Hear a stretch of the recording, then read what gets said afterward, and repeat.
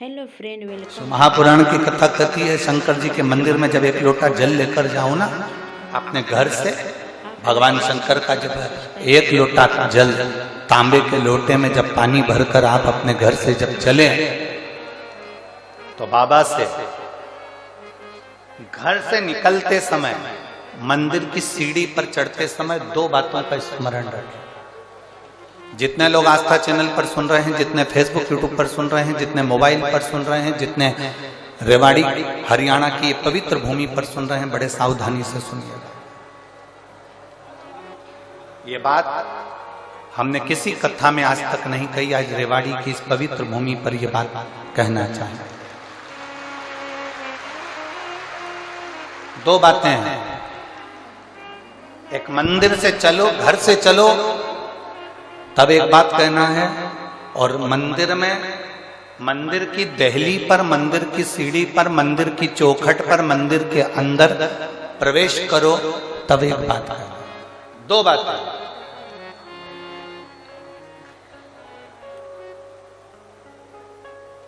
एक,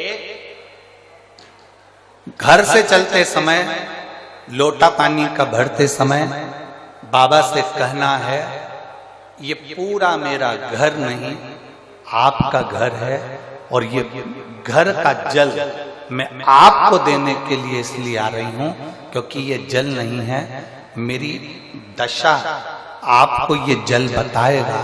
तो ये जल मेरा एड्रेस है, जब आप शाम को घूमने निकलो तो मेरे दरवाजे पर 2 मिनट जरूर रुकना। ये एड्रेस है। एक घर से निकलते समय कहो कि ये मेरा घर नहीं, या आपका। और दूसरा, मंदिर के अंदर जब प्रवेश करो, मंदिर की चौखट पर जब पांव रखो, मंदिर के अंदर, मंदिर की दहली पर, मंदिर के दरवाजे में जब प्रवेश करो, तब भगवान भोलेनाथ जी से कहना, मैं जैसा भी हूं और मेरे घर के लोग जैसे भी हैं, सब आपके हैं और आप हमारे हैं, बस इतना याद रखना और कुछ नहीं।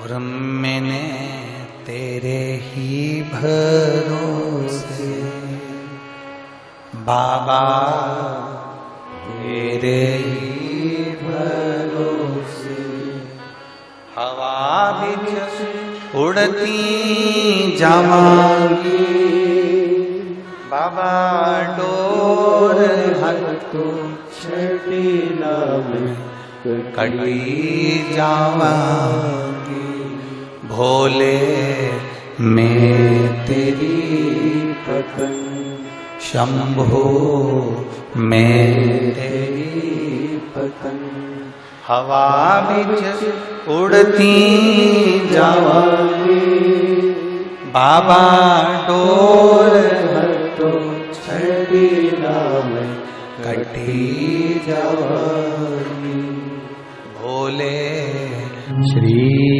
शिवाय नमस्तु।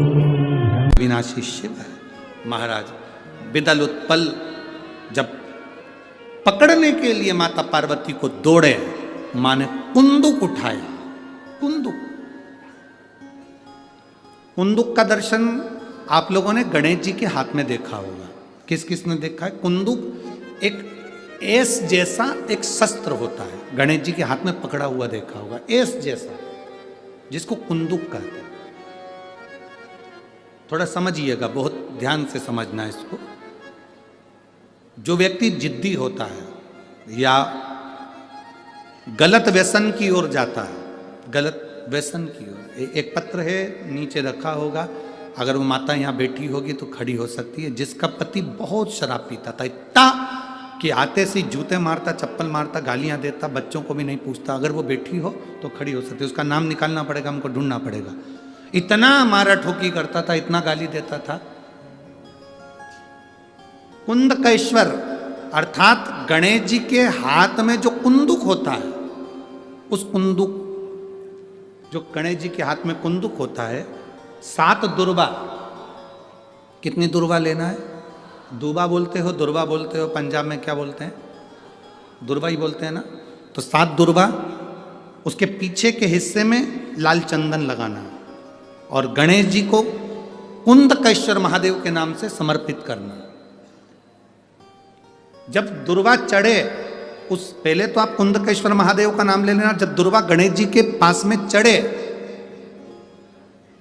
तब चंद्र गणेश का स्मरण कर लेना और अपने दिल की बात बाबा से प्रार्थना कर कर उस दुर्वा को चढ़ाओ।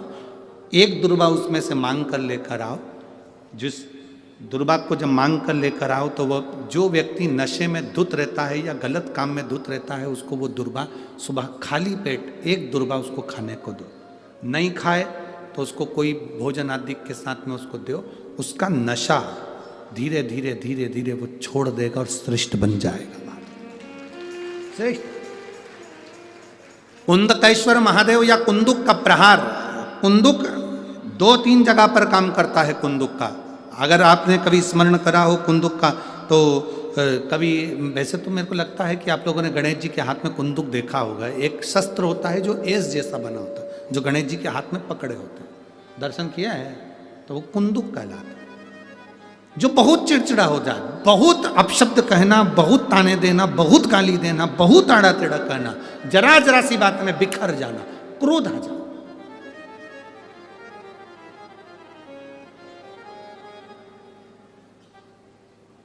श्वेत पुष्प, सफेद पुष्प बेलपत्री के साथ जब देवाधिदेव महादेव के ऊपर समर्पित करा जाता है, थोड़ी देर चढ़े रहने के बाद बेलपत्र और श्वेत पुष्प में से सफेद पुष्प उठाकर बेलपत्री के वृक्ष के नीचे समर्पित कर दिया जाता है जो शिवलिंग पे चढ़ाया गया, और उसका एक श्वेत पुष्प उठाकर शिव का चढ़ा हुआ बेलपत्री के वृक्ष के नीचे समर्पित कर दिया जाता है।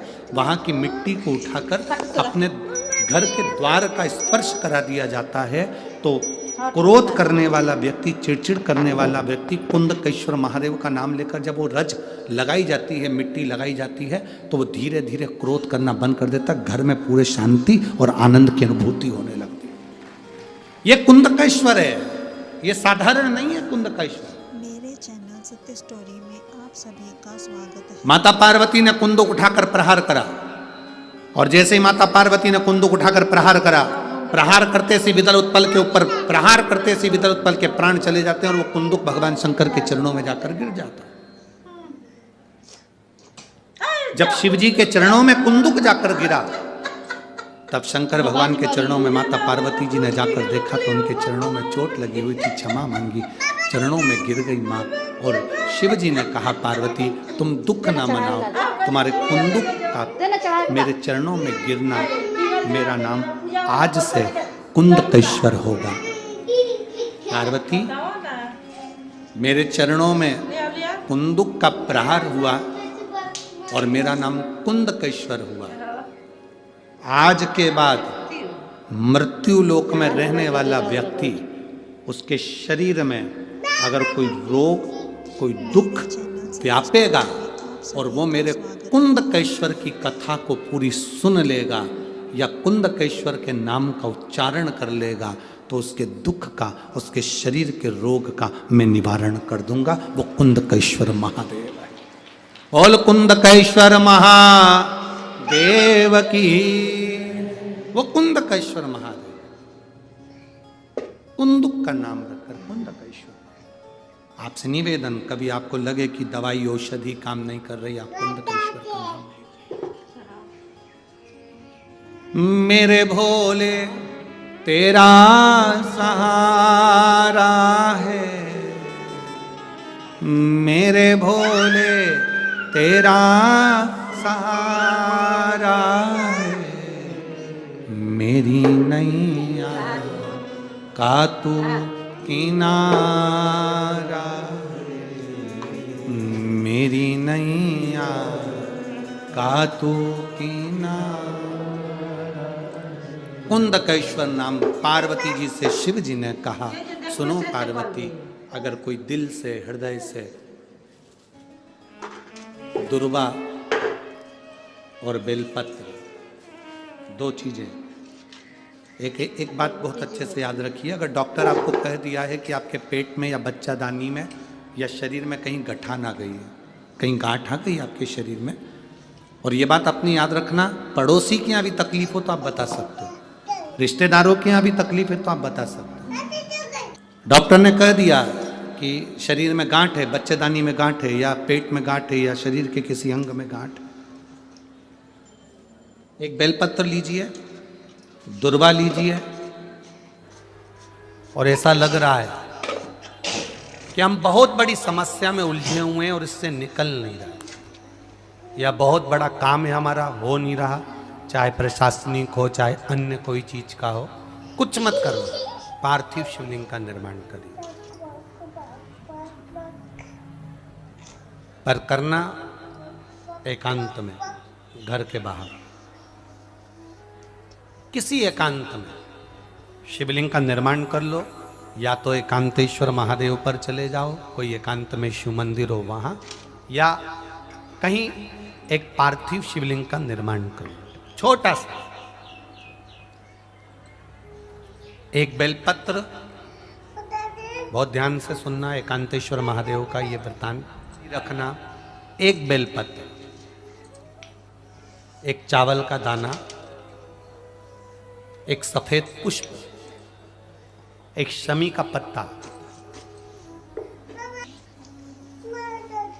एक छोटी सी दुर्वा, दुर्वा जानते हो सब लोग, जो जमीन पे दूब लगी रहती है, दुर्वा, दुर्वा, एक दुर्वा, वो दुर्वा में बस, दुर्वा में वो जो दुर्वा होती है, कोई कोई दुर्वा एक डंडी की होती है, दुर्वा में बस इतना ध्यान रखना कि दुर्वा एक रहे और उसमें से 2 पत्तियां निकली हुई हो, देखिए ना आप लोगों ने, पहले बोलो, जम के बोलो, देखा है ना, दुर्वा एक हो और 2 पत्ती की हो, एक ही कहलाएगी, 2 पत्ती निकली हुई दुर्वा, एक श्वेत पुष्प, शमी का पत्ता, बेलपत्र, चावल का एक दाना, एकांत में कोई शिव मंदिर हो, अगर मंदिर ना हो तो एक छोटा सा पार्थिव शिवलिंग का निर्माण किसी पेड़ के नीचे एकांत में जाकर पूजन कर कर, आराधना कर कर, घी का दीप लगाकर, एक एक सामग्री शिव जी पर अपने मन की कामना कर कर समर्पित करना प्रारंभ कर दीजिए। शुरुआत दुर्वा से करना, दुर्वा के बाद में श्वेत पुष्प, शमी का पत्ता, चावल का दाना और बेलपत्री सबसे आखिरी बाबा को समर्पित कर कर, हृदय से प्रार्थना कर कर, बाबा से निवेदन कर कर, दीप अगर मंदिर में कर रहे हो तो दीप ठंडा होने का इंतजार मत करना, अगर पेड़ के नीचे एकांत में शिवलिंग का निर्माण कर कर पूजन